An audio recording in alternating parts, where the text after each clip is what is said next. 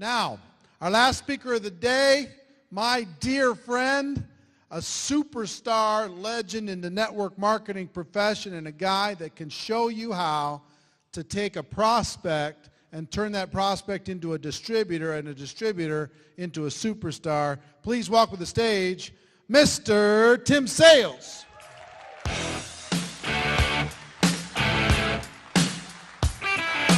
buddy. Thank you.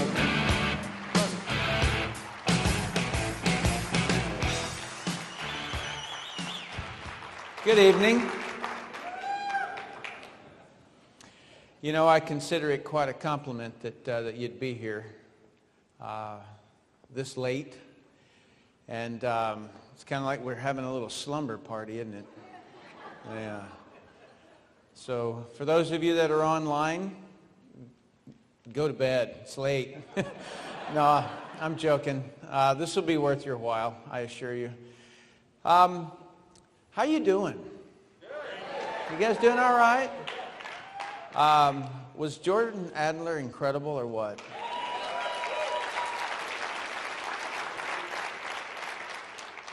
He and I were standing over talking. It's been many, many years since we were on the same stage together. I was around back when Excel Communications was doing work and doing business and things like that. And so I asked him, I said, what does everybody need? And he said, you know, a little bit of grounding, a little bit of, you know, like, what's it all about? And I'm probably, you know, it was kind of funny for me to watch Jordan, because he and I have never shared content ever, but we have a lot in common. And so if the lead generation, the Facebook, the, you know, pump thousands of leads an hour is on this side, and then Jordan came here, I would say I'm probably in here. All right, so I was the first, really one of the very first, if not the first networker to go online. Brilliant Compensation went online. You remember that little character that did that? Yeah, I went online in 1997 with that. I was standing in a little place in Australia, and it was feeding into this little hotel room in the bottom. It was on a computer, a very slow computer running Windows. I don't even believe it was 95 yet. But it was running at 1400K, not 14,000K, 1400K. And that was the reason that I made an animated version, is because I didn't want it to be going. You guys remember internet when it was like that? Yeah. And so I definitely am on that side. I like the internet, but I put about $2 million into creating a system that would automate and would do a lot of things. And I figured out that I could sponsor people, but no one would duplicate. It wouldn't work. And as much as I wanted to go out there and tell everybody, you know, that I had just created the cat's meow, I couldn't. I had to tell the truth. You guys notice that little thing about me? I'm the guy that won't pick up the dollar on the ground because I didn't earn it. And so sometimes it does something to me. I couldn't get it to duplicate. There's only, if there's like nothing that you get out of my entire conversation, I want you to remember this one thing. It's one of those things that I'm going to beg you to understand so that you're never distracted out. All right? So it's a centering phrase I'm going to tell you. This industry of multi-level marketing, I'm not talking direct sales, I'm talking multi-level marketing. It only works if you train. In other words, we do not make money on the front end, we make money on the back end. You must train and get them effective, and so that they duplicate. You are not paid on the front end. All right? You're not paid. If you'll look at a compensation plan, what normally goes on is that the company will carve out 1/2. All right? So if there's a dollar in here for profit, they'll give you half and they'll take half to run the company. All right? Now, your half, let's just say it's this bottle, and so this is your half and this is the company's. How's that half split? How much do you make on the front line? What do you make on the people you personally enroll as compared to the people that you make on your 7th generation? Do you see, the money is always around 40% in the depth, 10% up in the front end. And so direct sales is just the opposite. They'll pay you 40% on the front of it, and they'll pay you 10% on your first 2 levels. That would be like a Mary Kay plan. It would be like what Avon tried to do. You guys get it? If you're in multi-level marketing, you do not get paid on the front end. You get paid on the back end, or in other words, the downline. All right? I am not the greatest recruiter, but I would pride myself in that I train like crazy. I'm a nut. I will not let my people not know how. Okay? And my wife can tell you that I drive her nuts because I'm always worried about this person, and I'm always talking about, I need to get this person over this barrier. I need to get that person to be able to do this. You guys get that? All right. So that was, like, I'm going to go through some stuff for you. I'm going to do some drills with you. But I was just sitting over there thinking about what Jordan said to me about, like getting grounded, and I want to show you on all sides. There's a slide I'm going to show you a little bit later on, and it has 3 parts. All right? There's leads. There's inviting and presenting, and then there is customers and reps, or distributors, okay? And so I'm going to show you how I do coaching, how I coach. Because if you're not coaching on specifics, what in the world are you coaching on? Your soapbox, right? You just figured out how to explain that silly comp plan, and so you want to tell the world.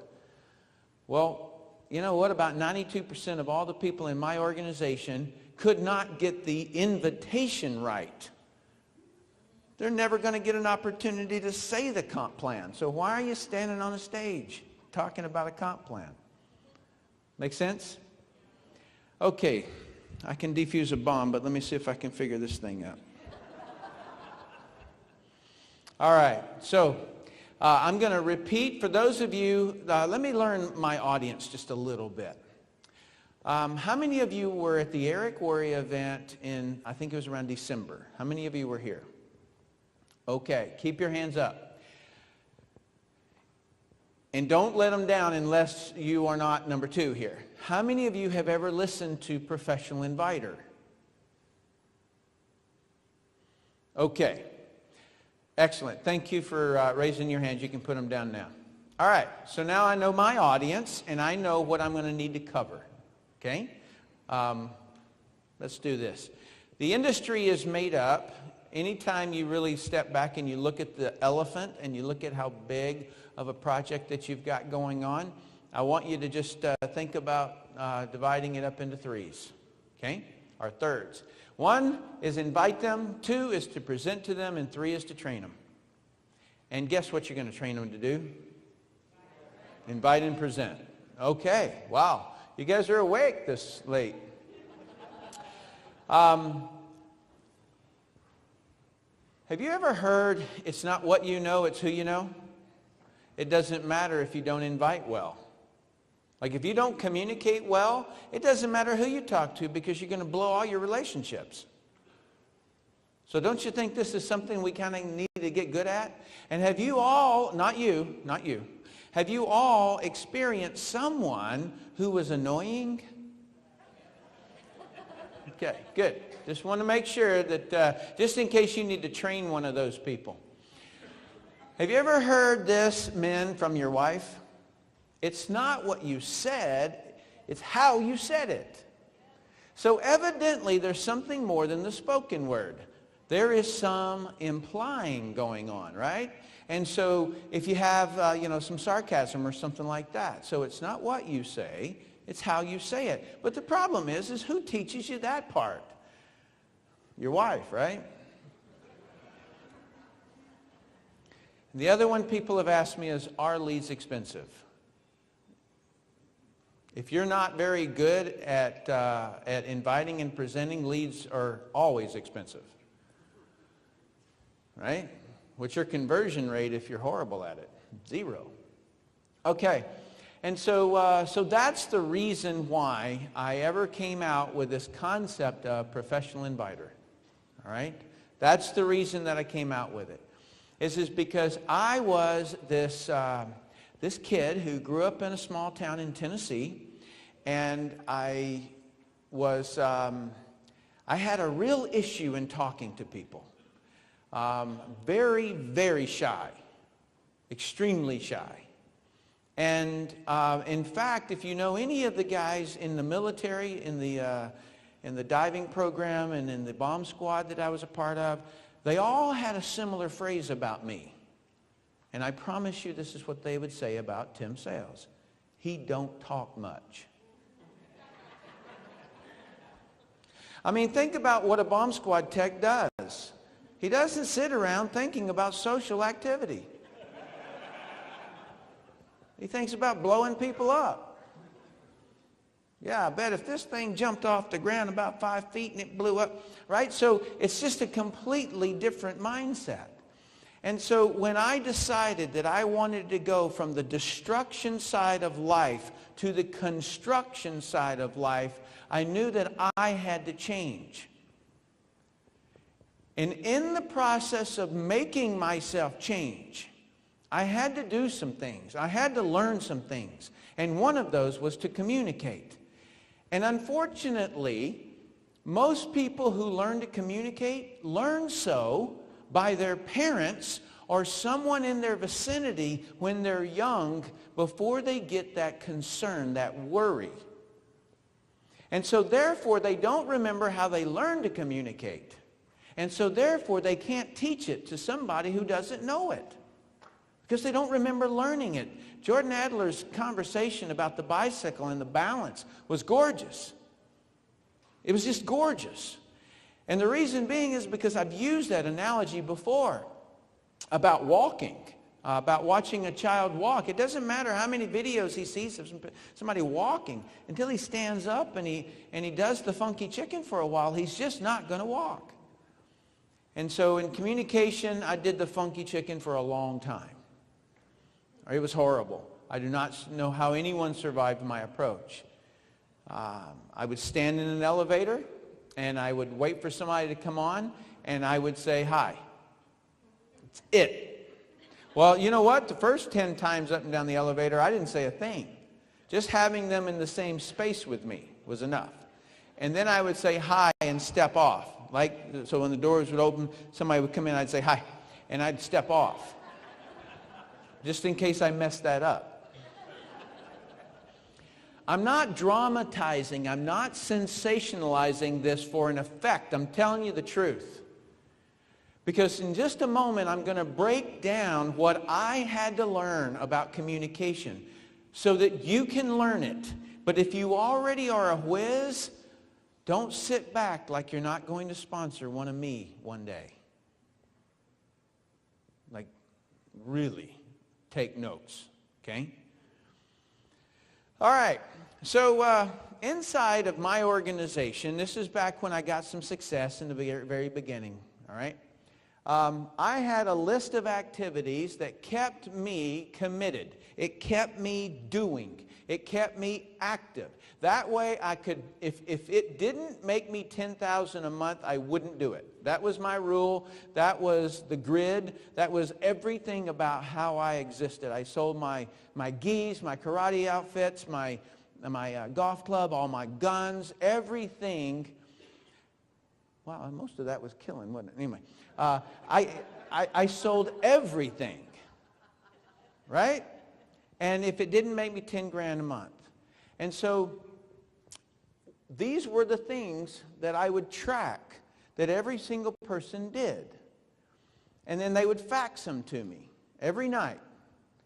And what I found is that, you know how when you, back in the days when you licked envelopes or you wrote return addresses or something, you'd feel like you wanted a stamp because you kept saying the same thing, and so on your address you would say, I wish I had a stamp.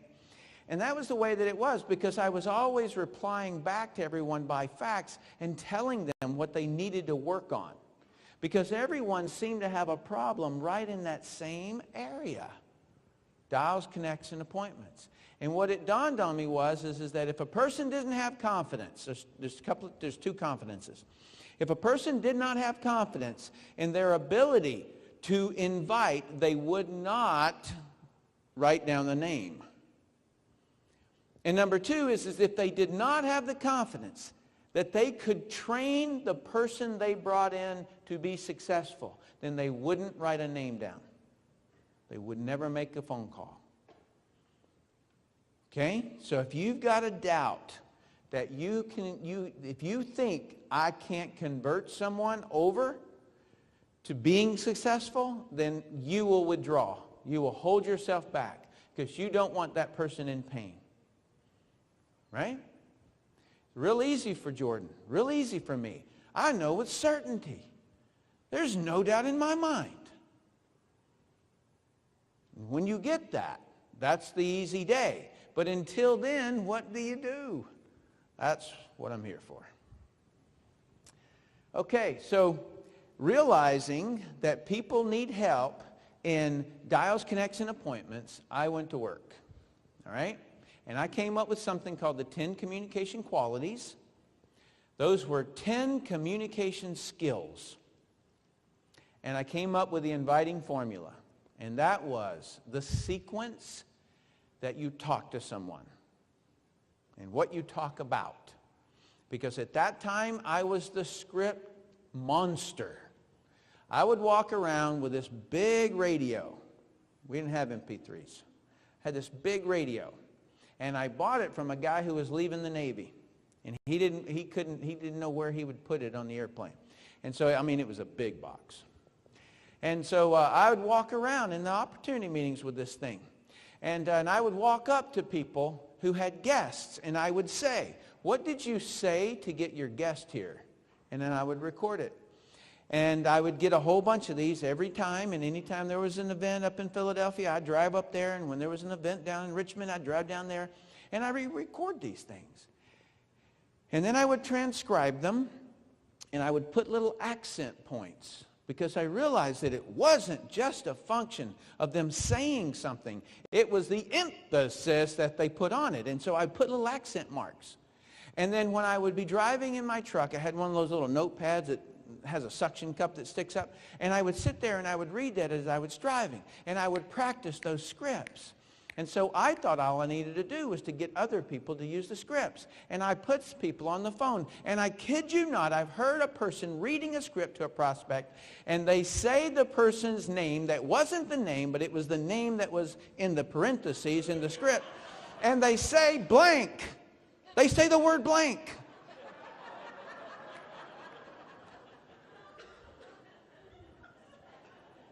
If I could show you a way to make blank, would that interest you? And so, yeah. So scripts wasn't going to work. I couldn't do scripts. And so what I decided is that when you first call somebody, you greet them, right? Greet, hi, right? And I considered that a bucket. So inside the bucket, you could talk about this, you could talk about that, right? You could talk all about this stuff. And then, but once they said a certain couple of phrases, then you were over here, and that's called the qualify step. And in the qualify step, you could talk all around here. Don't you dare go backwards. You could stay in here, and when they said a certain thing, that was rights to go to invite. You greeted them, you qualified them, and then you invited them. Don't dare get that sequence out. And that's what I trained everybody on, and it worked. Until it didn't. In other words, it worked for so many people. And then I got somebody at my house. We were doing 10 and switch. I'd dial 10, he'd dial 10. I'd dial 10, he'd dial 10. And inside of there, something hit. And where I was having success, he wasn't. And I was like, he's doing it right. So I had to come up with some different things here. So the inviting formula, which is the sequence that you say something, is greet, qualify, and qualify means find out what they need, want, or don't want in life.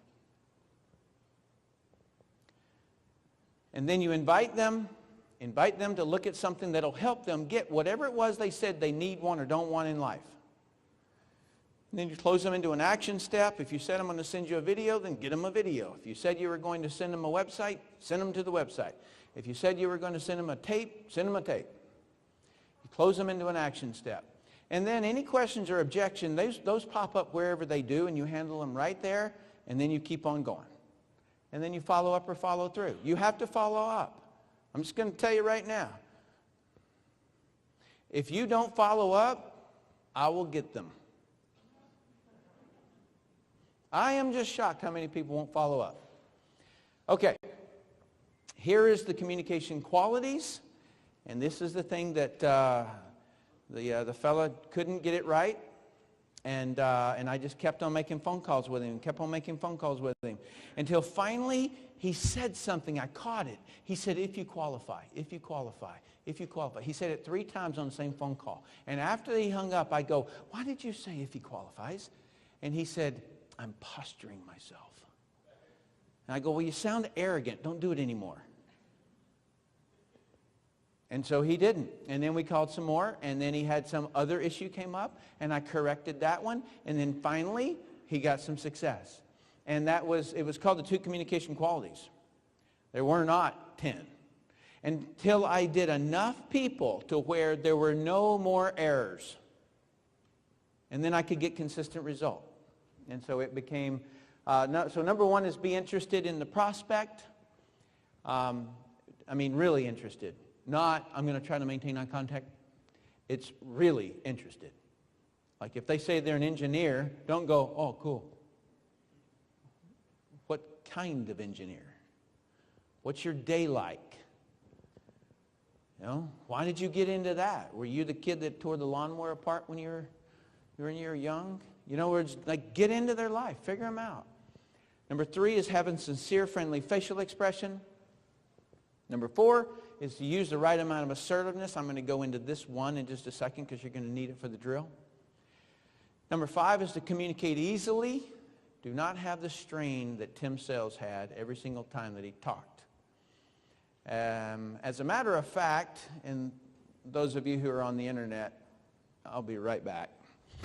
I was sitting right here, I think, at my first event. And this person who was on the stage, how dare them, they walked off and they said, I want to hear from some of our new people. Stand up and introduce yourself.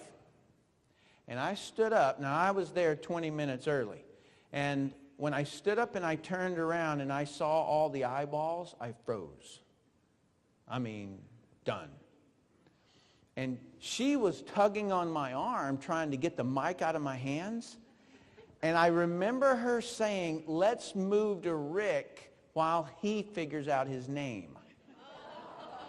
And she took the mic out of my hand, and I was still standing there. I nearly died that day.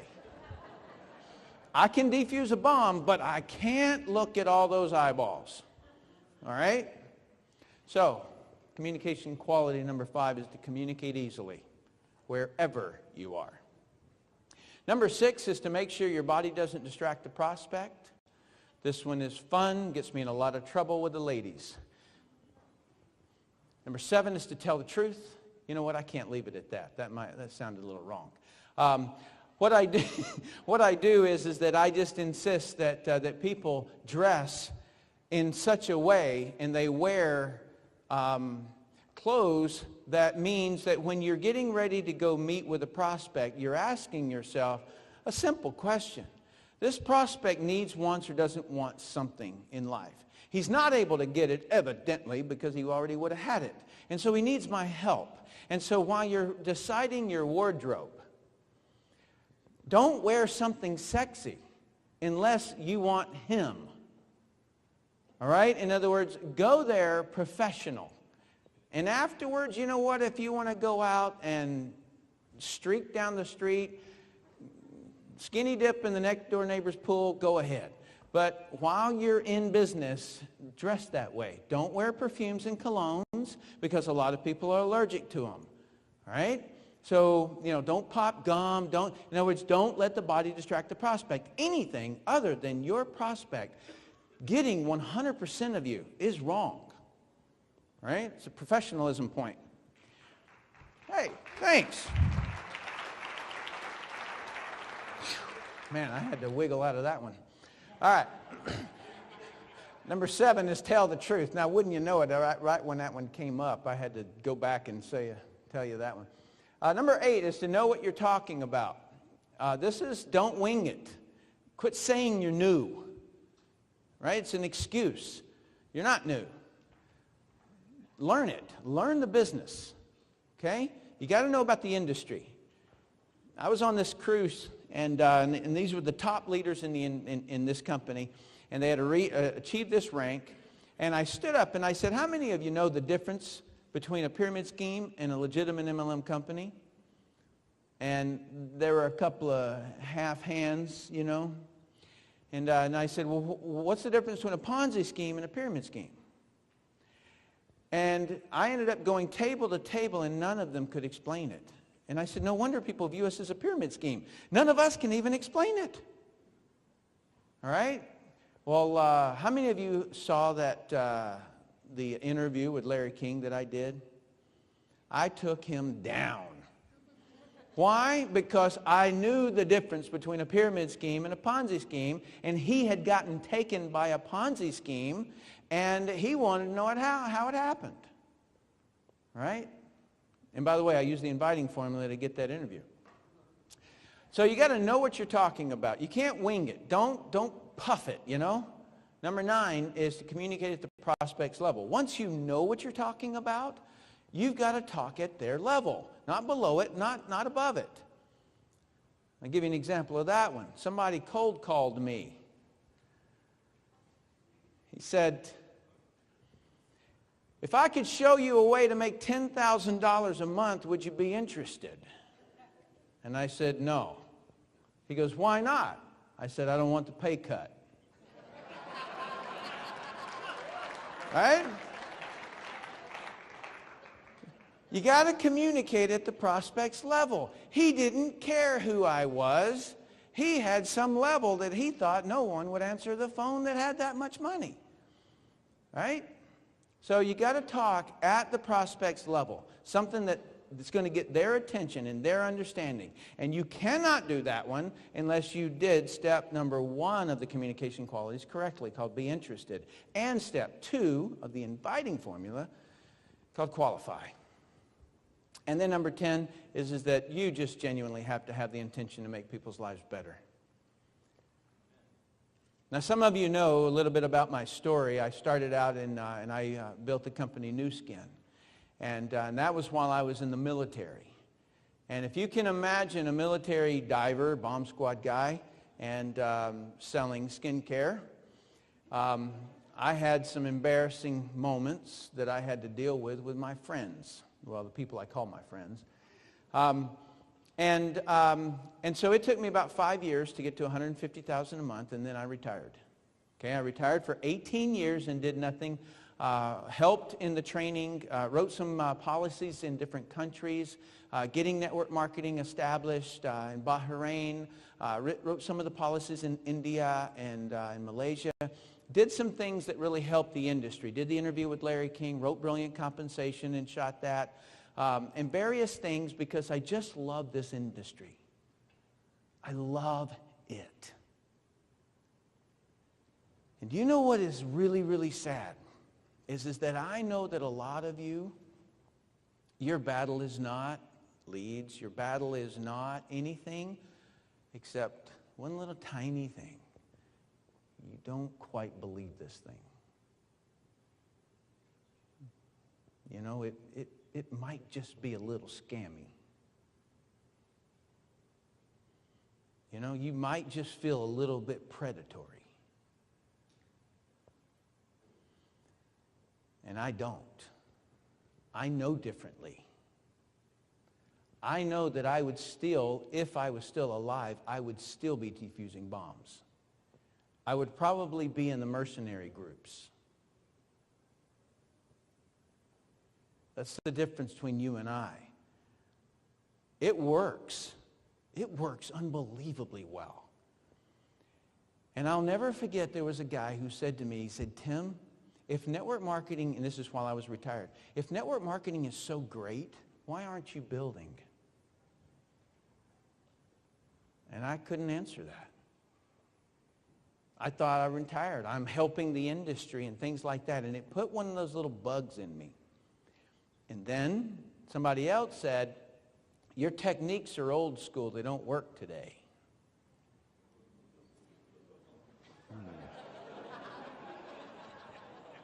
Oh, you just watch me. And so I got back into the game. And I love it so much. I wake up every morning feeling like I'm in the middle of a skydive. It is blissful. I'm that guy that is a goofball the whole day. When I talk to prospects, I'm goofing around. And when I'm in the car, I drive and I look beside me and I see people sitting in traffic. I'm like Jordan, I don't ever see traffic. I go to a matinee if I want to see a movie. You know, if I'm on the golf course, it's on a Wednesday, you know, in the middle of the day. And so it is, I have a different lifestyle.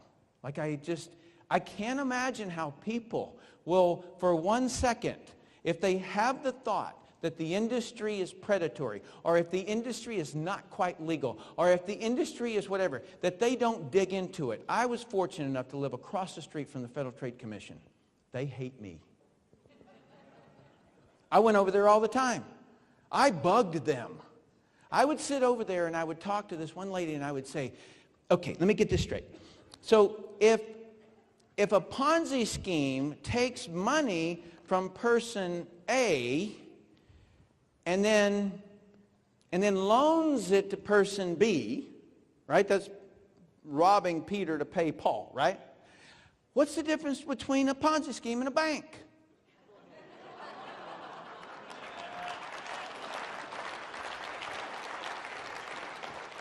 Better yet, what's the Social Security issue? Right? So my mom and dad put money into Social Security their whole life so that when we retire, we would get their money. Wait a minute. That's stealing from mom and dad. Right? You get the idea? Like, it's the craziest thing. And I'll never forget, after about the 10th time that I persisted on that question, the lady said to me, and she goes, off the record. I go, okay, sure. And she goes, the interest rate. Takes a second, doesn't it? In other words, the interest rate was the only difference between a bank and a Ponzi scheme. You get more in a Ponzi scheme. You see, in other words, I know all about the banking, the finance, everything having to do with the law, because I would say, all right, let me get this straight. If I'm driving 56 and the speed limit's 55, I know right when I crossed it. Why can't you tell me when it becomes an illegal pyramid scheme from a legitimate MLM? Tell me how. Why can't you tell me that law? Right? I was that guy. You see, I figured them all out. I know. This is the most ethical industry in the world. All right?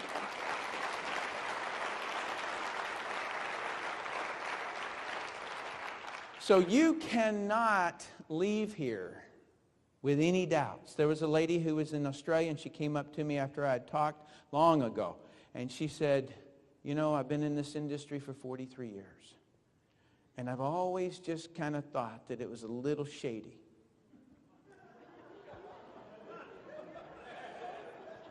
Not shady enough, but a little shady.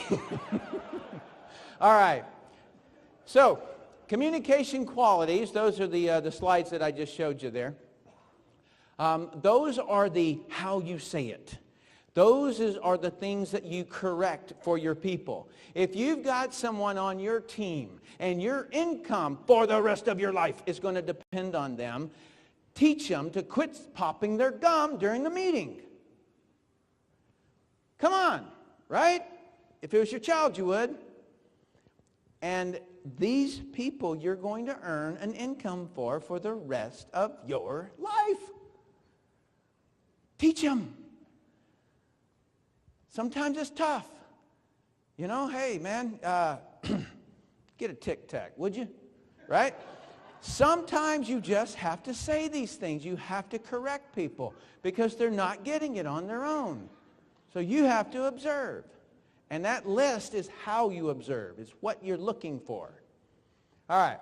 So I'm going to, I went the wrong way. Sorry. So now we get into, I'm going to teach you a couple of those drills. A couple of those communication qualities so that I'm preparing you for the drills that we're going to do for a lucky few.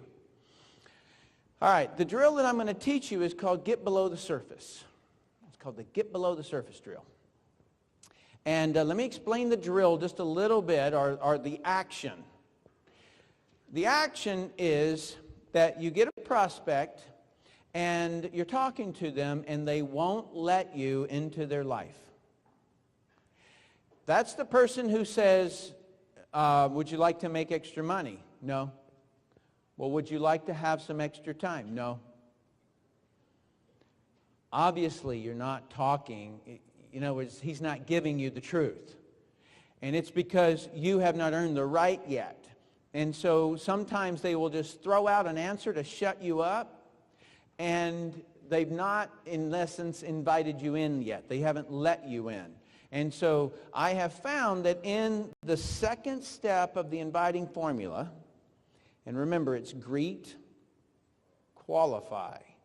I have found that it's in the qualify step, when you're trying to find out what they need, want, and don't want, that they'll throw out a surface type of an answer.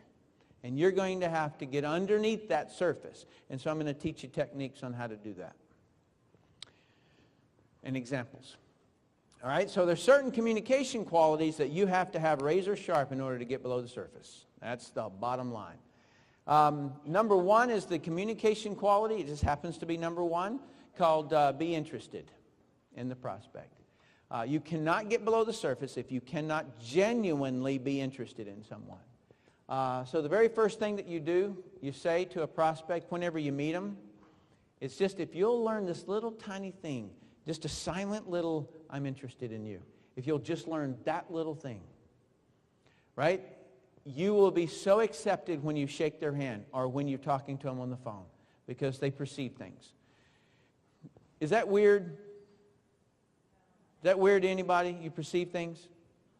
You ever walk into a bathroom and think something's going to jump up and crawl on you? Yeah, that feeling. It's the same, just in a nice way. Right? You walk in, you're like, ooh, man. I've gone into drug houses with shotguns and felt more comfortable. The next one is that you'll never say the wrong thing to any prospect that you're genuinely interested in. In other words, have you ever stuck your foot in your mouth? You don't. You actually don't when you're genuinely interested. Because they feel it, and you can never say the wrong thing. And this is my law. And I said this back when no one had this conversation. People were talking about, I'm going to teach you how to hang up on your prospect before they hang up on you.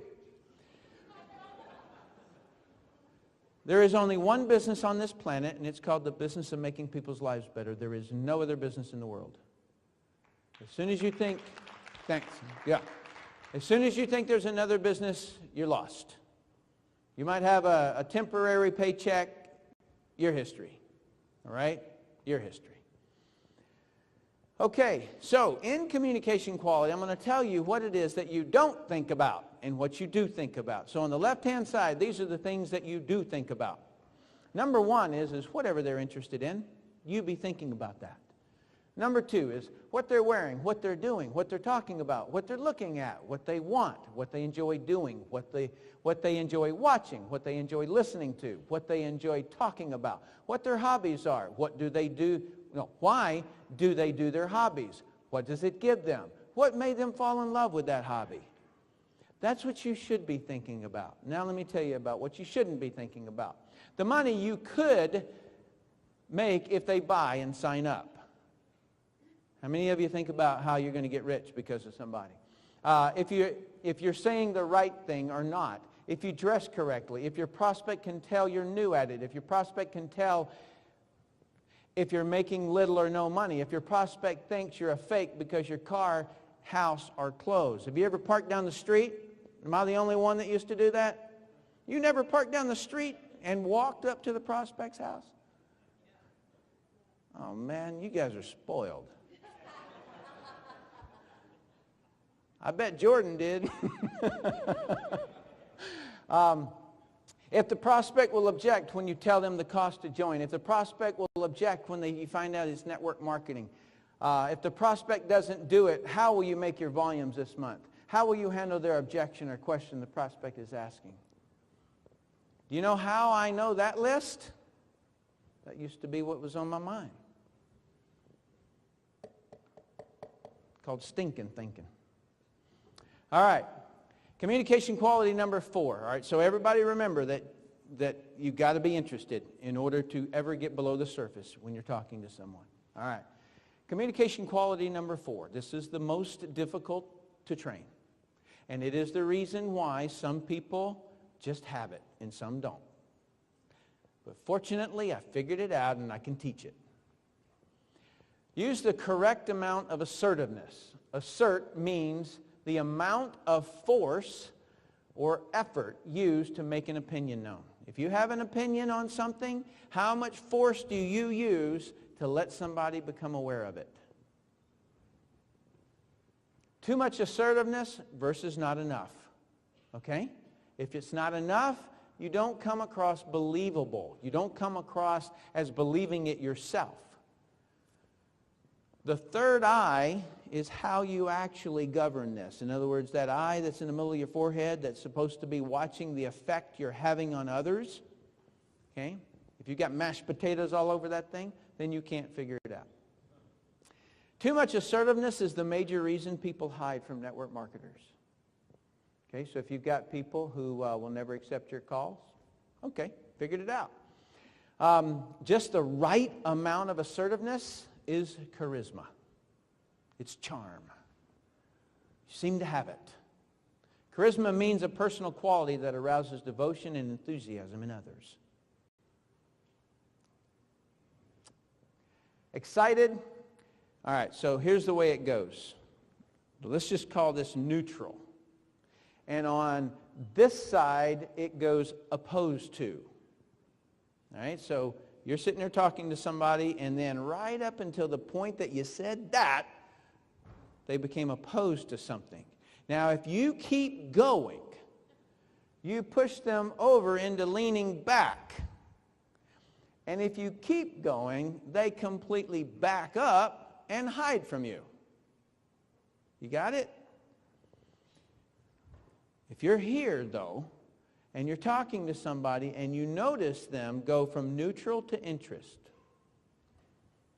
okay, then you can continue on. But if you see them go like that, opposition, you don't keep going. If that seems incredibly simple to you, you've not done enough training. Okay? Because you're going to find some people that you want to hit. Like a roundhouse kick to the forehead? Yeah. All right. Number 4, a little bit more on number 4, is right amount of assertiveness. So the first thing that you do, because here's the problem, is that you might have the right amount of assertiveness with a certain person. But you don't necessarily have the right amount of assertiveness for every person, because most people have different assertiveness levels on different topics, right? You talk to him about his divorce, and he's going to be... You talk to him about who won the football game last night. Yeah, go Raiders! Right? He's completely different. And so you have to, like, in essence, identify how someone's, like, acceptance of what you're talking about. So that's step number one, is that you identify. Now, how do you identify that? Voice volume is one of the things. So if a person's talking real loud, very gregariously, then you'll know that they've got a little bit more assertiveness on the topic. If their body language, if they stand up, if they talk with their hands a lot, things like that, those are more expressive types of communication. Where if they're standing there with their hands folded or behind their back, right, they tend to be a little bit more timid. There was a gentleman, and it was in prepaid legal, and I was doing some trainings for that company. And anybody know a guy named Tony Hughes? You do, yeah. All right, he's a big fella. He looks like a Coke machine with ears. Okay, he is a big guy. And I was doing this drill with him where I was teaching him the right amount of assertiveness, and I had him do the drill with this little Asian gal. She was about that tall. And every time he starts out by talking to her like this, and then by the end of it, he's like turned sideways, and his hands are like this, and he's talking to her, and she had to give him the okay that she was talking at his level. But that's what has to happen. You have to experience the difference between being in your body and being in their body.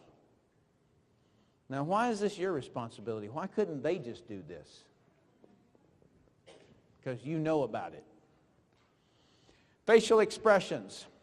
Are they stone-faced? Right? Less assertive. They very, smile and goofy, things like that, then they can handle a lot more. Direct or dispersed communication. If I answer your question with no, or I answer that question with, sometimes, maybe not, but a lot of times, it just depends on the situation. I've said the same thing, haven't I? But I used a whole lot of extra words to deflect your upset. Right? So this is a good measurement of how someone else will receive your communication. Time and time frame. And what this has to do with is that sometimes it's just the right time in their life. My wingman, this guy's sitting right over there. His name is Steve Schwartz. He just picked up a new car. Right? He flew from where we live in Park City. And he flew down to San Diego, got himself a new car, and drove up here. Do you think I could say anything that would upset that guy? Nothing. Other than, hey, man, your car looks like a grocery getter. I'm just joking.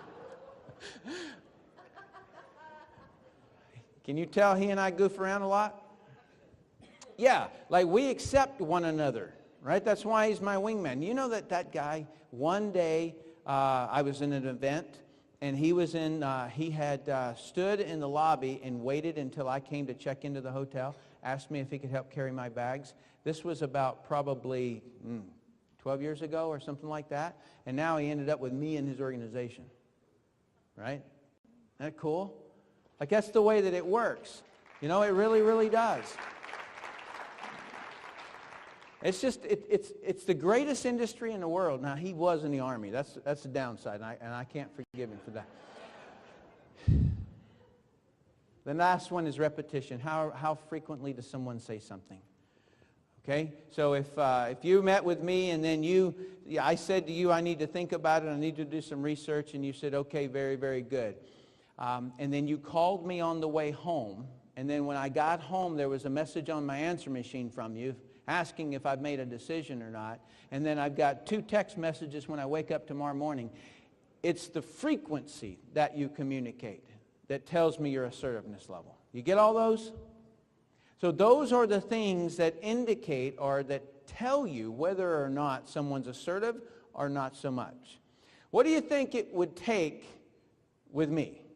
Okay, so you've been watching me this whole time.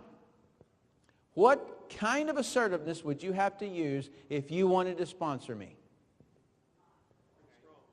A lot.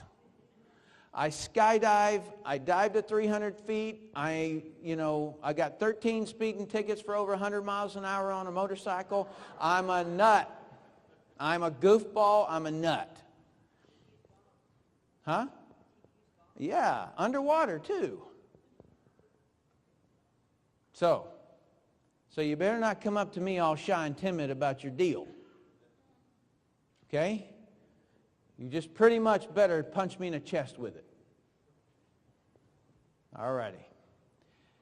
So that was one of the communications you need in order to correctly do the drill, which is get below the surface. The next one is to communicate at the prospect's level. All right? And what that means is that not just like the kid who called me and asked me if I wanted a pay cut, but you also have to do things from the standpoint that you can't use words that are below or above them. You know, somebody called me and said, I'm in something called multi-level marketing. I'd be like, really? You know? So he's going to have to communicate at my level that way, and you also can't tell someone, yeah, I am in a 3x4 matrix. It starts off as a binary, and then you get paid down 6 levels of generations. You can't use that stuff. You can't even say I'm a double diamond. Double backflip, Shazam. You know, you can't say any of that stuff. As soon as you use words that people don't understand, that's when they blank out. You lose them. They lose you.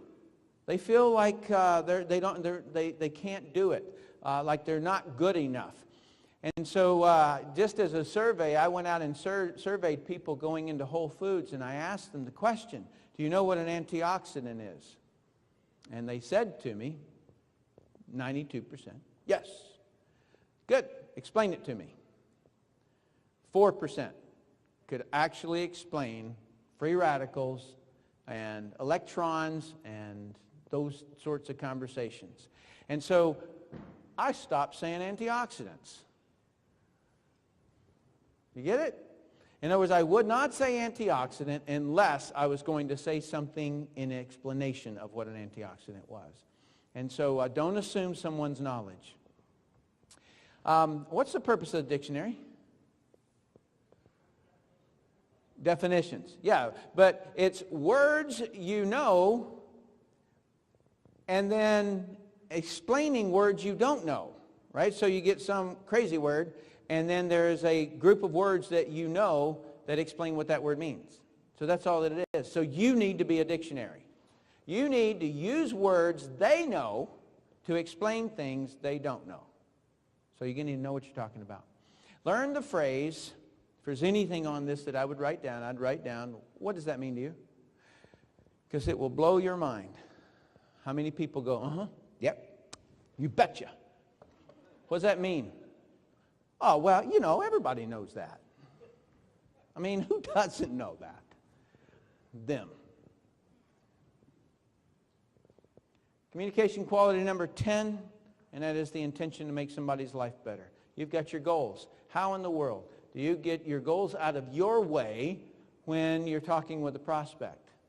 All right, well, you just put them on the back burner, because what you want is your prospect to genuinely see it. If they don't see it, they don't see it. You don't lose your goals because of it. All right, so definition of the word intention is an aim that guides your actions. And then if your intention is correct, your actions will be correct. And the opposite is true. If my wife says to me, if I say to my wife, hey, I'm going to go to the grocery store, and then she calls me in an hour asking where I'm at, and I'm swinging a golf club, then she will say either his intention in the beginning was wrong or his intention got altered somewhere down the road, right? And so you can always tell someone's intentions by either what they say or their actions. And if they're ever out of alignment, then you know you got a fake, right? And so when you're sitting down with a prospect, you have one intention: make their life better. Anything else is wrong. Like, why are you standing there? And by the way, that's the other reason I love being back in this industry. All right? I have, it keeps me vibrant from the standpoint of I go digging in and I start finding out what's in water, what's in bottled water. In other words, it becomes a cause, right? So if you're in this because you want to make money, it's tough, okay? Like it has to almost become a crusade. My wife and I are creating something called Healthy Baby Academy.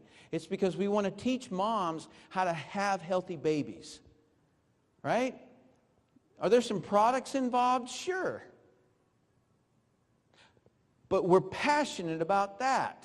I want to help people understand that we are eroding our planet by sucking water out from underneath our life, our planet, and putting them into bottles. Okay? Now what does that have to do with Tim making money? If I'm ethical about everything that I do, and I genuinely want to help this planet, and I want to help the people on this planet, then I deserve so much stinking money that I can't spend it. And then my kids will have old money. Does that make sense? That you have to have the dream. You know, you have to have that crusade feeling about you. All right, that's the other thing. I absolutely love this industry. I know I'm a little bit off the track here, but I want to just ask you something. Has anybody read any kind of those conspiracy theories out there that somebody's trying to take us down, they're trying to feed us food that's going to kill us? You read any of this stuff? Newsflash. If you know about it, it's not a conspiracy. They can't get you at it if you know about it. You get it? If you're still eating the genetically modified foods, well, then you deserve to die.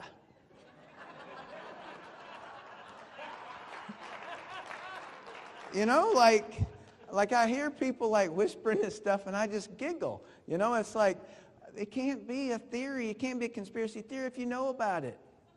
They can't surprise you. Guess what? I already know. You know, you see what I'm saying? I think, and the reason I bring this up around network marketing is because I believe that there is no better platform for any kind of a grassroots movement than this industry. Because what any conglomerate, some large company like Coca-Cola or Nestle or any of these other ones that own the whole water supply in the United States, what they've got in their favor is organization. They're organized.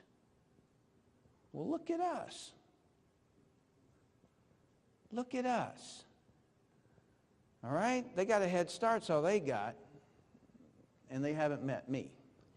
All right, I can take them on. Okay, so if your intention is correct, genuine, then you'll always do the right thing and you'll say the right thing. All right, so show me somebody focused on money. I'll show you somebody tired, broke, and hungry. Show me somebody that's focused on helping people get something that they need and want, and I'll show you somebody that drops a $112,000 check on their steps, runs up the steps to change their clothes and run back down and go out the door to do an in-home, and he forgets for 4 months that there's a $100,000 check sitting on his step. I cared more about my downline than me. I had to make John. I had to get James. I had to get this guy up and going. So care about your people. Get your goals off your refrigerator. Put your front line's goals on your refrigerator. All right? Don't stop until they get what they want. And then suddenly, you know, you're going to be leaving your checks on the steps. It's not hard work that makes money. It's genuinely helping people. Okay, so Inviting, all right, so I'm going to go into 2 steps of the inviting formula, actually 3. Number 1, what is inviting? It's asking someone to do something. Go to a movie with me, go to play golf, take a look at this video, whatever it is. It's just an invitation. All invitations have some semblance of natural flow. It goes from one step to another. Number 1, you greet, and then you qualify. And in other words, I can say, hey, Mom, what are you doing for turkey dinner? That's greet and qualify right there. Why? Because I already know my mom. I already know what she's about around Thanksgiving. And then I'm going to ask her to come Park City, Utah with me. Okay? That's the invitation. And she says, no, son, it's cold up there. No, that's an objection. No, it's not. Right? Okay. And then you're going to close them into an action step and saying, okay, Mom, I'm going to get you tickets. Right? So it's not any different in network marketing than it is in life itself. You handle any questions and objections when they come up, and then you follow up or follow through. All right, so let me dig into the greeting just a little bit. Polite verbal and nonverbal expressions used when meeting or talking to your prospect. All right? So what's a nonverbal? It's a wink, it's a handshake, it's anything, right? That's a nonverbal. The next one. The purpose of the greeting is to get your prospect willing to talk freely and openly to you. I did not say build rapport. That is completely different. And the reason why there's a difference between building rapport and what I call the greeting is because there is no end point at building rapport. And remember when I talked about these buckets? That you can talk about any of this stuff in here, but do not cross over here until you get the okay. And what is the okay? The okay is when they're speaking freely and openly to you. Normally, they've given you something intimate. They've told you a little bit about their bank account. They've told you a little bit about their job. They told you a little bit about their divorce. They told you a little bit of something. That is what allows you to cross over. And then you're in the qualify step.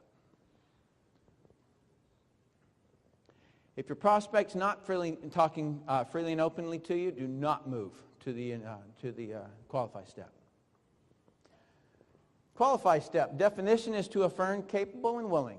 The purpose of the qualify step is to find out what the prospect needs, wants, or doesn't want as it pertains to your business or product. You learn what will actually... Remember when I said there's only one business on the planet, and that's the business of making someone's life better? Well, it's the qualify step that you actually get to find out what it is. What will make this prospect's life better? All right, it's the most valuable thing you'll ever receive.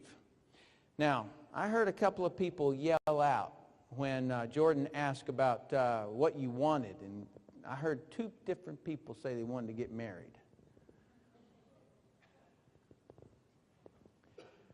Listen up. If you genuinely do all the communication qualities with your mate, and if you genuinely do the inviting formula, they're going down. So just find who it is that you want and take them down, because this works all the time. I taught my son this. Yeah, I'm telling you. I taught my son this because he couldn't pick up girls. And then I was like, what did I do? Dad, meet Shirley. Dad, meet Monica. Dad, meet... Oh my gosh, get out of here, man. Oops. Okay. It also determines if your prospect qualifies to be invited. All right, now here's where this goes a little bit strange. Is that you need to determine for real, for true, right? And this is one of the heart things. Is that can you help them get what they want? Because if you can't, you cannot move forward. Do not invite people who you can't help them. Do you want to help them? All right, I admit it. This is my business, my world, my universe. And there's people that I don't want to help. Whatever it is about them, just various different things, I've just said, no. You know what, I've got 5 people I'm working with. You want a Ferrari, you want a fur coat, and you want to save the people of India. I'm going with you. Right? I just don't even invite them. And do they want help? To a lot of people, if you ever did honestly help them, they would be without their problem. And then what would they do? They've been complaining about their ex-husband's tiny little bit of alimony. They've been complaining about that for 10 years. If you all of a sudden solve that, what are they going to whine about? So they don't want help for real. They just want to complain. All right, so once they do qualify, once you've determined that you do want to work with them, then move to invite. And you just ask for the presence or the participation of. The purpose of the invite is to ask your prospect to review information that can help them achieve what they've stated that they want. Okay? You use that relevant information that you gain in the qualify step. So here's the way this thing goes. So if the lady says to me, I want to make my own income. Okay. You want to make your own income. So that you can make your own income, I want you to take a look at a video. You hear that? I want a sailboat to cruise the Caribbean islands. So you can have a sailboat to cruise the Caribbean islands. I'd like you to take a look at a website. In other words, they won't say no because they just said they want that. Do you hear that little, I can't believe it how people will alter what they say. The woman says, I want my own income, and he says, oh, so you're not satisfied with your ex-husband's money. She didn't say that. Shut up. Right? In other words, now you'll know what it's like to get around me in the training room. Because this is very exact. They have the entire English language. They chose a few specific words to describe their emotions on something, and then you go and change it. Don't. You lose the power of the whole inviting formula if you alter what they say. And then right after you say, I'm going to send you a video or I'm going to have you go to a website, right after you say that, move right into close to action when we get a chance to take a look at it. There you go. That's the inviting formula. Any questions? Somebody say, wow? I don't know how to answer that. But thank you. Speak up, real loud, scream at me. Assertiveness. Yes, okay. So I know this is cold market, but is there a way to use this in getting people into a PBR? Sweetie, I just told you how to find your man. He's right there. Okay? Okay. So what she asked is this is for cold market, and you don't want me, that's not what you said? Okay, this question is, how do you deal with, I use these steps and I get a lot of people to close the action and take a look, and then they say they like it, but then I should never get them to follow through and sign up. They like disappear or they don't stop answering the calls and all that. Okay, so she says that she gets the person through the inviting formula, and then they receive some information, and then they go away. Is that your question? Okay, welcome.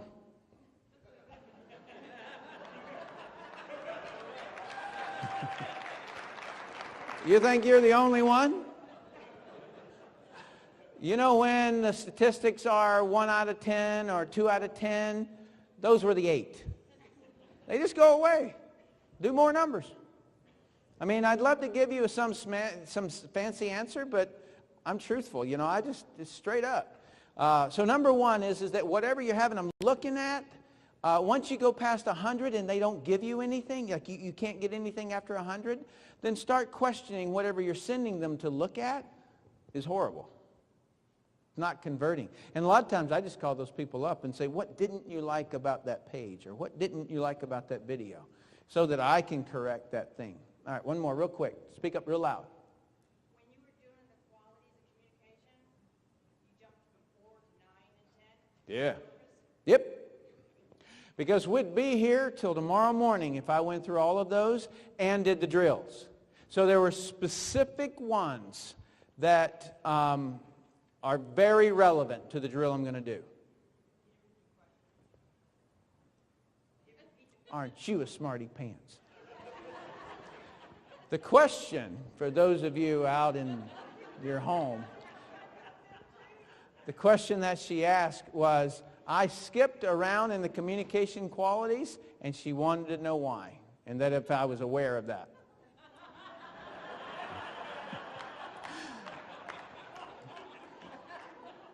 Thank you for correcting that. All right. So let's do a little drill here. And this one is not going to be like your standard drill. This is called a pop quiz. And I'm going to need a couple of people up here. Who just wants to volunteer? You don't care what I'm going to do. All right, come on up. Come on. Come on. Steve, you need to come up here. Hey. And if I could get another microphone, if that would be possible. All right, so hang on, right? You keep coming. All right, so 1, 2, 3, 4, 5, 6, 7, 8, 9. Thank you. 10, 11. There are 12. You're 13. All right. I'm going to try to find that person who's hiding. You know, the person that goes, looks like she's looking at her computer, or she looks like she's doing something. I want to find that really, really scared person. You're not scared, but come on up, please. She knows what I'm going to say before I say it. I've been watching her. You, sir. You didn't hide enough. Okay. Yeah, you're a good target. Okay, so it's 1, 2, 3, 4, 5, 6, 7, 8, 9, 10, 11, 12, 13, 14. Right? I need one more. You. Awesome. Give her a hand. Okay.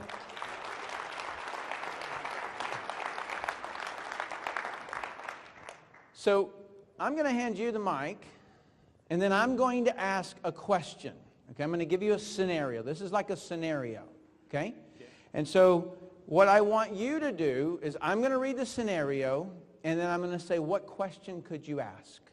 Okay. Okay? So this would go something like you're talking to a prospect, and the prospect says to you they don't want to make money.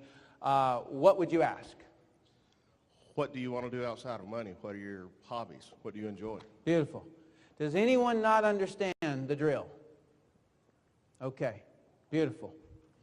You guys are so fun. Thank you for coming up here and playing Guess What I'm Thinking. Okay, I'm going to get down here so that you guys are the stars, so that you feel the pressure. Okay? All right, here's the first drill. In talking with an attorney that you just met on an airplane, he says, I'm a little stressed because I have a trial when I arrive. You ask the attorney, do you enjoy the stress? The attorney responds, no, I don't particularly enjoy the stress. What appropriate question could you ask? What do you enjoy about your job if you don't enjoy the stress? Good. Everybody all right with that?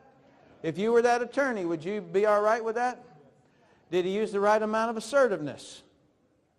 Was he interested? Did he have the intention to make my life better? All right? Remember, I told you guys think they're on the spot. Nah, you are on the spot. You are the grading public. You get to determine if he ever gets off the stage.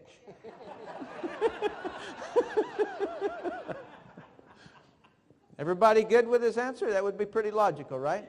Yeah, it sounded smooth to me. Congratulations. You're welcome to depart. If you hand the mic off. Good job. All right. Thank you. State your name. Jules Price. Joel's? Jules. Jules. Nice. Okay. Dialogue number 2. After properly greeting a purchased lead, okay, so you purchased a lead over the internet. I don't do that. You did today. She says, I'm just looking for something to do from home. What appropriate question could you ask? The lead said that? What kinds of things are you interested in? It's similar to what he said. That's probably what I'd say. I felt as though that she was a little shy. I felt she was timid. Now, I see some people. I see you feeling sorry for her. You know, whoever's feeling sorry is going up there, right? There is no feeling sorry for people in this industry. That says, I can't get over my concern, and so I'm going to let you fail. We train here. Okay? See, there's a disease in this industry. It's called, I'm going to pretend to train you, and you're going to pretend to work. And I've been trying to correct that for a long time. Okay? So, I'm going to read it to you again. Okay. I gave you some time. All right. After properly greeting a purchase lead, she says, I'm just looking for something to do from home. What appropriate question could you ask? Remember, you made me come up here. I do. All right. Well, I would probably say, aside from what kinds of things are you interested in? I mean, that's all I can think of to say. Good.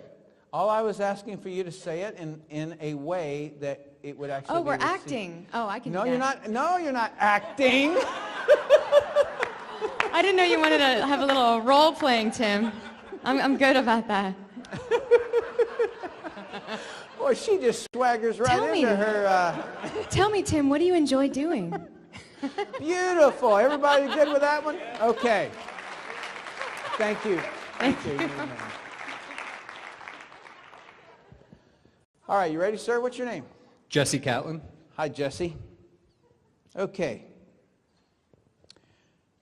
Thank you. You bought an internet lead. You're qualifying Paul, that's his name, and he says, I just need to make some extra money and thought I'd see what's out there. What appropriate question could you ask? That's a good question. Well, Paul, what have you seen so far? Good. Everybody good with that? I like that one a lot. Yeah. It's a winner. Good job.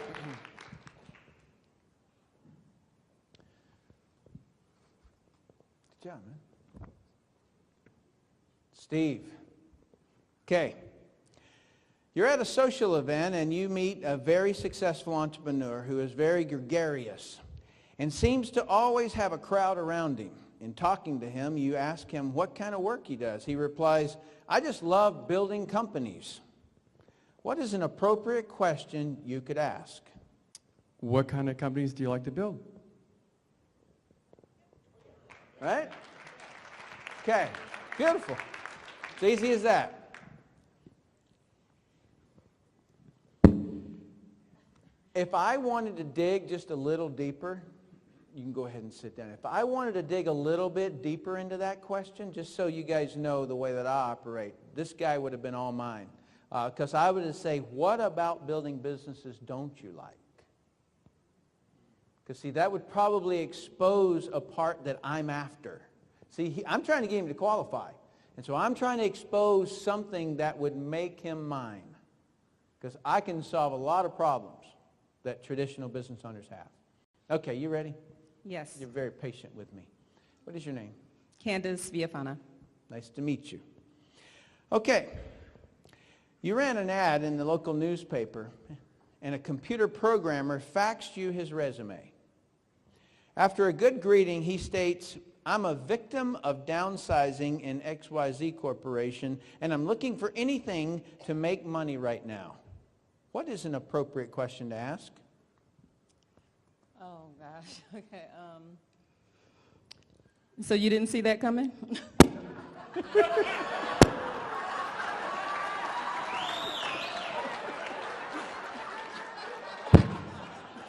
With me, that would work, okay? But see, there's some clues in here. He is a victim. Okay. Did you hear that? A victim. They're very timid. All right? So she was too over the top. Okay, you're going to have to do this one again, okay? Now remember, I taught you the clues up here, okay? And when you qualify someone, you're trying to find out what they need, want, and don't want. So listen very carefully to what it was that he said. You ran an ad in a local newspaper and a computer program faxed you his resume. After after doing a good greeting, he states, I'm a victim of downsizing at XYZ Corporation, and I'm looking for anything to make extra money right now. What is an appropriate question to ask? Well, how are you going to prevent that from happening again if you just do the same thing? What do you guys think? Okay. Was that too strong? It's a little bit too strong, and you missed the clues. Okay. You missed the clues. There was a point where I growled at the audience, and I say, if they say something, say it back to them in their words. Okay. Okay? I'm going to just read what he says so you don't get distracted by all the other stuff. Okay. I'm a victim of downsizing at XYZ Corporation, and I'm looking for anything to make money right now. If I can show you how to make some money, would you take a look at, I don't know. Okay. Yeah. You're on the right track. That just sounded a little hokey, huh? Yeah. Yeah. Yeah. So how about something just like, how much money do you need to make? Right. Right? Like he's needing help. So it doesn't have to be fancy. It doesn't have to Right. be snazzy. You know? I loved, you didn't see that coming? Like that was gorgeous, but it wouldn't work for that prospect. I thought you were saying assertiveness was a good thing. I wasn't sure if it was good or bad. But Oh, it's neutral. You just have to be at their same level. See, I didn't communicate to her at her level, right? I used something that confused her. Okay. All right. Well, thank you very, very much. What's your name? Carla. What is it? Carla. Carla. Thank you. Thank you. All right. You ready? Yes. You're talking to a waiter at a restaurant that you frequent. You've said pleasant hellos several times before. In your greeting, you ask him if he does any other type of work. He states, with a chuckle, I'm a struggling actor. What is an appropriate question you could ask? I'd say to him, if you're struggling, what performances or have you taken? Have you taken many auditions lately? And are you looking for another way in order to subsidize until another acting gig comes out?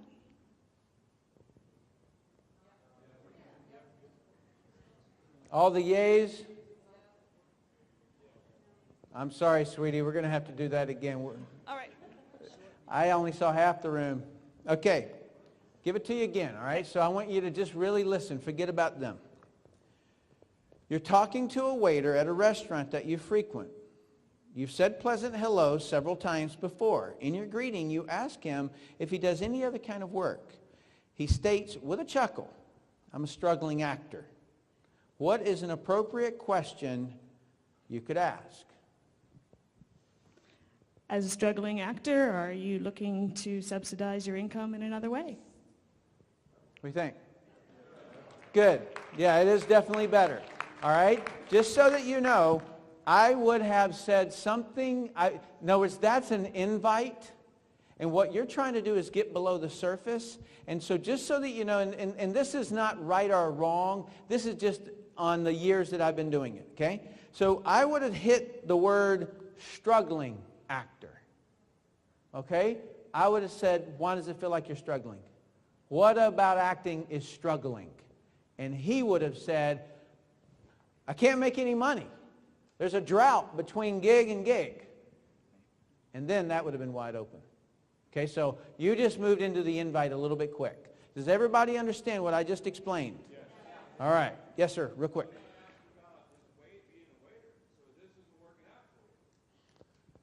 Good. You could have. He was at... Oh, we got to speed up. Man, I about hit the deck. Who just yelled at me? Yeah. Can you repeat it? I will. Yeah, just say what you said again.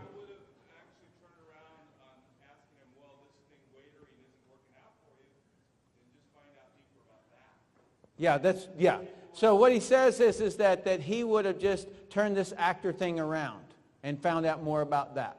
Yeah. The one problem there is that if you put the emphasis on an area, they might run on it. In other words, they might take off on acting. I want to focus on struggling, because I can solve struggling. I can't solve acting. Okay? You guys see how careful these things are written? Well, the reason I'm doing this drill is so that you start being as careful as I'm making everybody be. Right? You have to listen to what people say exactly, because it's their world. They give you all the clues in everything that they say. All right. You ready? Yes, sir. Yvette Simmons Payne. You told me outside that you were excited because I do drills, and I said, you have no idea. All right, so let me find this hardest one that I've got in here. Okay, you ready? Yeah. You send out postcards to 3 zip codes in your area. A lady left a message on your voicemail. You call her back, and during the greeting, she says that she's in a network marketing company, but was just curious what you're doing. What is an appropriate question you could ask? What network marketing program are you currently in? Okay. What do you think? All right. Anybody have something? He's going to spank me for that one. I can't have you guys speak. Sorry. What would you have said? What did you see that made you curious about our opportunity? What did you see that made you curious about our opportunity? Okay. Now, she said, was just curious what you're doing. Okay? Why is she curious? Good. Huh? What's got you looking around? Great. Now it's happening. Look at this popcorn. Pop, pop, pop, pop, pop, pop, pop. Exactly. I like that. All right. Okay, so I'm going to give it to you again. All right? You send out postcards to 3 zip codes in your area. A lady left a message on your voicemail. You call her back, and during the greeting, she says that she's in a network marketing company, but was just curious what you're up to or what you're doing. What is an appropriate question you can ask? What exactly did you see on the postcard that made you curious about my opportunity? Beautiful. Beautiful.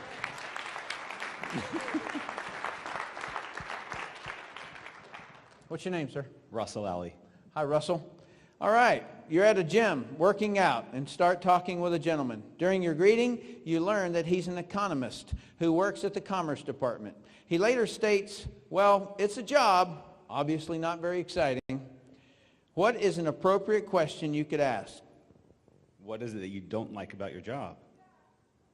What do you think? Yeah, you missed the buzzword. Exciting. What excites you? What, if you were doing, would excite you, right? So he gave you the word, you gave him the other side. I can't flunk you for that. It's good, but it could have been great. Okay? So he left the word. Okay. Is there any other way? I'm not going to read it all over again, but can you, do you hear any other parts of that? Well, it's a job, obviously not very exciting. What's an appropriate question you could ask? So you're not happy with your job? Okay. All right. So, what do you think? What are you laughing about? It's time for her to get back up there. Yeah. The key thing is find that word that he used there. All right. So he did say not very exciting. All right. So that's what you're looking for. See, this exercise is me telling you to really listen. That's all that it is. It's listen because the clue is in what they say. Okay? So what would excite you? So what, yeah, good. So what excitement do you feel like you're missing out on? Oh, I don't know. I'd like make my own hours. Done. Right? Yeah. Okay, awesome. Thank you. Thank you. All right, contestant number 9. What's your name, sir? My name is Rob Wagner. Rob Wagner. He's getting ready, isn't he? All right. You're cashing a check at your bank and start talking with the teller.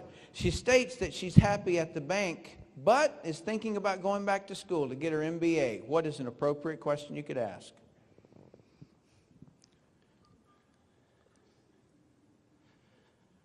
Going back for an MBA, that sounds like a wonderful thing. What do you think you would plan to do with that?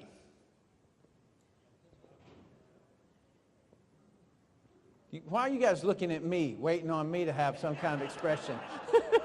What do you think? You're the teller. You're the teller.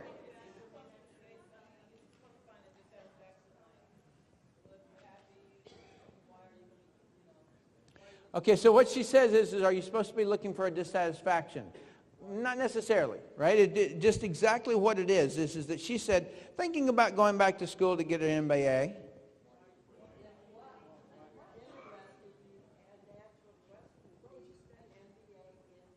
An MBA in what? Okay? I mean, Yeah, or what would an MBA get you? Right? She may say more money. She may say, I want to leave here. Okay? That's good enough. You did it.